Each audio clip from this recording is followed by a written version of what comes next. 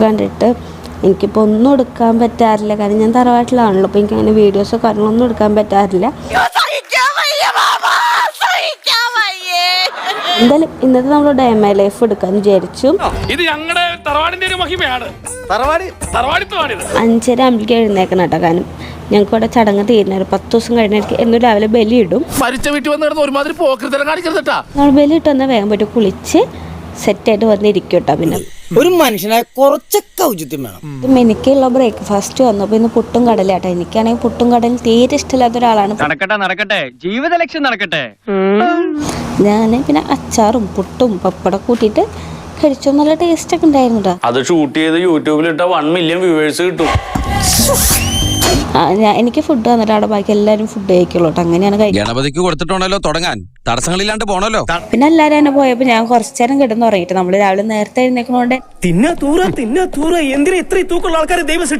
നമ്മൾ ഉച്ചത്തെ ഫുഡ് കഴിക്കായിരുന്നു. അപ്പൊ ഇന്ന് ഉച്ചയ്ക്ക് പരിപ്പൂട്ടാനും കാബേജ് ഉപ്പേരും അച്ചാറ് പപ്പടം രസം. തിന്നൊരു വിചാരം മാത്രമുള്ള ഭീകര. എനിക്കാണെങ്കിൽ ഇറച്ചി മീനും ഇല്ലാതെ ഫുഡ് കഴിക്കാൻ ഇഷ്ടേ ഇല്ലാത്ത ഒരാളാണ്. പക്ഷെ ഇപ്പൊ എന്തോ എനിക്ക് അങ്ങനെ തോന്നണമെന്നില്ല കേട്ടോ. തൊലിക്ക് നല്ല കട്ടിയാണല്ലേ. പരിപാടി എന്ന് വെച്ചപ്പോ ഫുൾ ടൈമിന് ഇരിക്കുക കിടക്കുക ഉറങ്ങുക. ഇഷ്ടമുള്ളപ്പോൾ ഉറങ്ങുക, ഇഷ്ടമുള്ളപ്പോൾ എഴുന്നേക്കാം. ചോദിക്കുക കുഞ്ഞെ, നിനക്ക് എങ്ങനെ സാധിക്കുന്നത്? ഇന്ന് രാത്രിക്ക് നമുക്ക് പനീർ ബട്ടർ മസാലയും പൊറോട്ടയായിരുന്നു.